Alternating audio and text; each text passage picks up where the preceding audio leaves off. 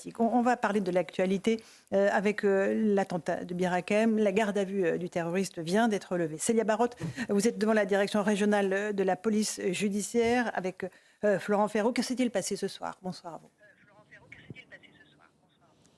Bonsoir Laurent, c'est bien, la garde à vue de l'assaillant a été levée aux alentours de 16h. Le parquet national antiterroriste a requis l'ouverture d'une information judiciaire des chefs d'assassinat et tentatives d'assassinat en relation avec une entreprise terroriste, mais aussi association de malfaiteurs terroristes en vue de la préparation d'un ou plusieurs crimes d'atteinte aux personnes, le tout en état de récidive légale. Le placement en détention provisoire de l'assaillant a également été requis. Reste à savoir désormais s'il fera d'autres déclarations, s'il donnera d'autres explications à son passage à l'acte devant le juge d'instruction.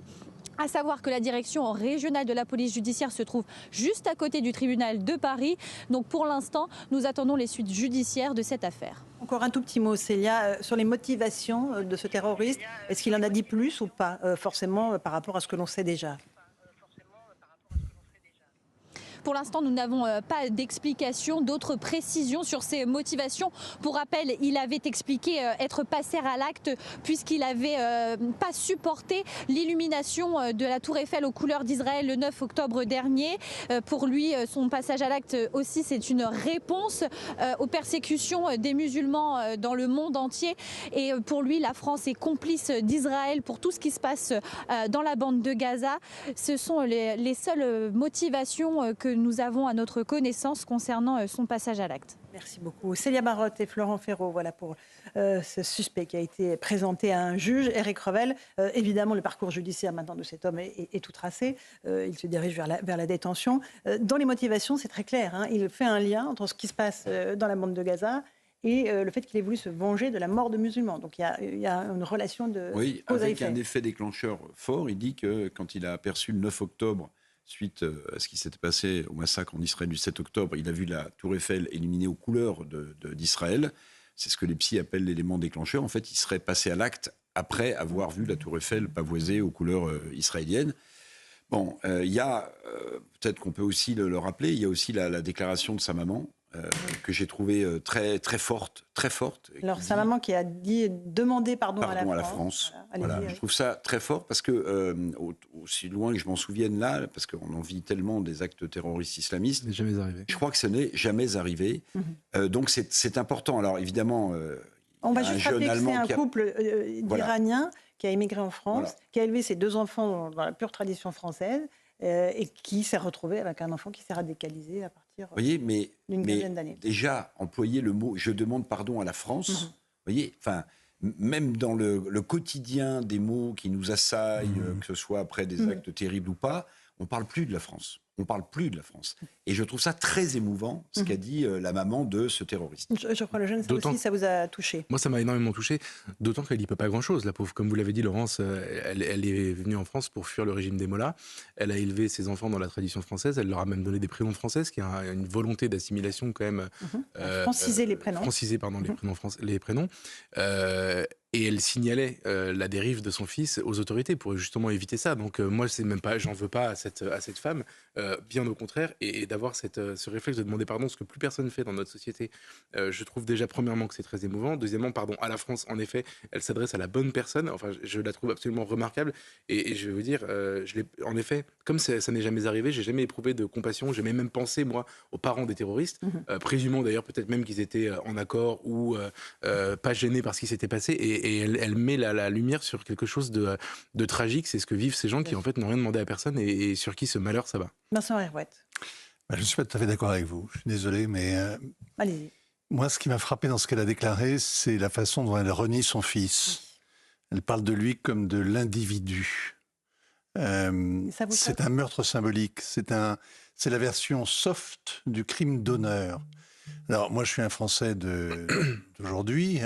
Si j'étais né il y a 200 ans, peut-être que l'un de mes enfants ayant commis une horreur, je le renierais, je lui interdirais ma maison et je ne voudrais plus jamais en entendre parler et son nom serait banni.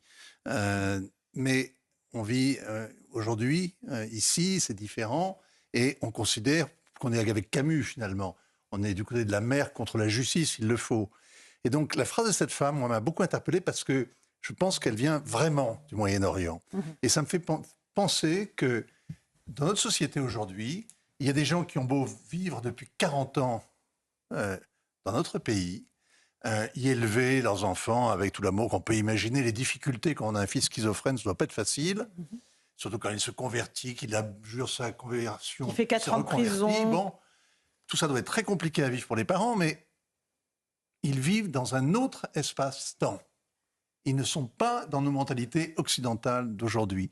Ils sont dans un monde beaucoup plus traditionnel, pour ne pas dire archaïque, où l'honneur, ça se paye, c'est quelque chose qui se vit content.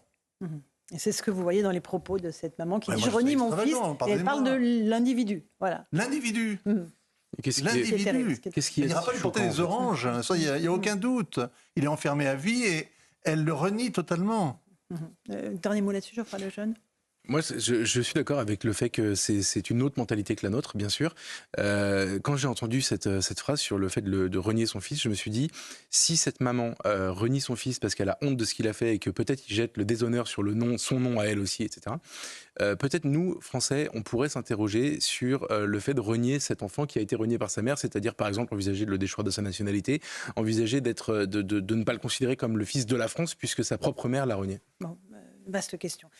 Encore un mot de ce sondage CSA pour CNews. Les Français réclament de l'autorité, je vous le disais il y a quelques instants. Faut-il mettre en place une rétention de sûreté systématique pour les détenus radicalisés en fin de peine? C'est la question qu'on a posée. 86% des Français interrogés répondent oui, 13% non. Florian Tardif, il y a une vraie demande d'autorité. C'est la même chose que l'on parle des gens de gauche ou des gens de droite. Ils sont tous à plus de 80% favorables à cela. Oui, sauf qu'on ne s'attaque pas au réel problème. On y faisait référence tout à l'heure, qui est notre état de droit. C'est-à-dire qu'il y a bon nombre de personnalités politiques qui font ces propositions-là en réaction, bien évidemment, à ce qui vient de se passer. Et cela amène une réponse politique. On comprend cela.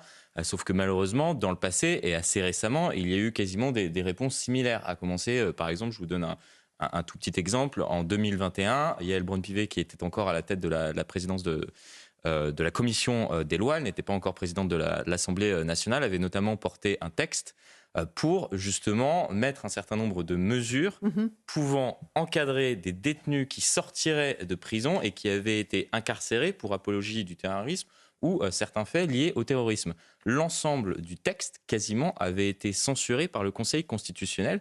Pourquoi ? Parce qu'en 2008, on a estimé que quelqu'un qui avait fait sa peine n'avait pas à continuer entre guillemets, à être sous certaines mesures restrictives par rapport à ses libertés, alors même que sa peine était d'ores et déjà terminée. Donc tant qu'on ne s'attaque pas effectivement à notre état de droit, heureusement qu'il existe pour un certain nombre de mesures, mais par rapport au terrorisme, on voit bien qu'on ne peut rien faire tant qu'on ne sait pas attaquer à cette question. On va faire une petite pause. On se retrouve dans un instant sur CNews et sur Europe 1 avec Vincent Herouet. On aura le plaisir d'accueillir aussi l'ambassadrice d'Israël en France. On évoquera évidemment la situation dans la bande de Gaza et puis aussi le récit que font les otages, les femmes otages, de ce qui s'est passé pendant la captivité. Cette fois-ci, les horreurs qui ont perduré de la part du Hamas. À tout de suite sur CNews Europe 1 dans Punchline.